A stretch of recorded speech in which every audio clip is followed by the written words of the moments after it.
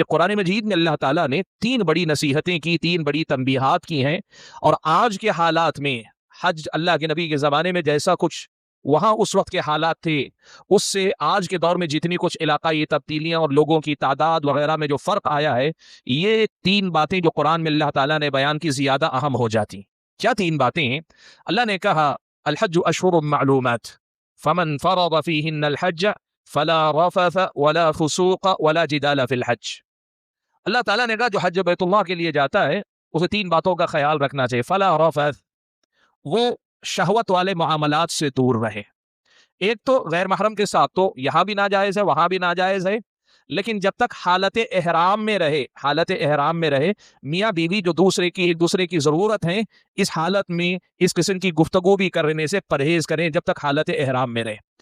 فلا رفث ولا فسوق، دوسری اہم بات، ہر وہ کام جو بے دینی کا ہو، نافرمانی کا ہو، اللہ تعالیٰ کے دین کی مخالفت کا ہو، شرک سے لے کر کسی مسلمان کو ہلکی سی تکلیف دینے تک، یعنی شرک جو سب سے بڑا گناہ ہے وہاں سے لے کر کسی مسلمان کو چلتے چلتے ہلکی سی تکلیف دے دینا بھی ہو، کسی بھی غلطی میں مبتلا ہونے سے پرہیز کرے۔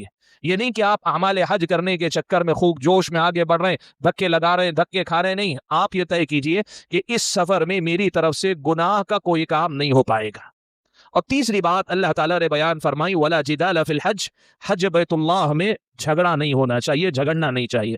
سبحان اللہ، آدمی کو علم کے بعد سفر حج میں سب سے زیادہ جس چیز کی ضرورت پڑتی ہے وہ صبر ہی ہے۔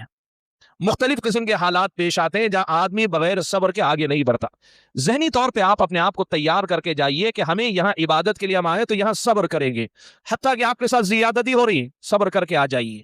وہاں جوامردی دکھانے کا، ہمت دکھانے کا، تو میں کرنے کا موقع نہیں۔ آپ کو اپنے حج کی حفاظت کرنا سب سے پہلے مقدم۔ دنیا کے مختلف علاقوں سے لوگ آتے ہیں، ان کا کلچر الگ ہے، رہن سہن الگ ہے، ان میں سے بعض تو ایسے ہیں وہ بات بھی کرتے ہیں تو لگتا ہے جیسے ہم سے جھگڑ رہے ہیں۔ تو بہت ساری چیزیں ایسی ہیں جس میں بغیر صبر کے آپ آگے نہیں بڑھ پائیں گے۔ یہ 3 بڑی باتیں ہیں جس سے اللہ تعالیٰ نے منع کیا ہے۔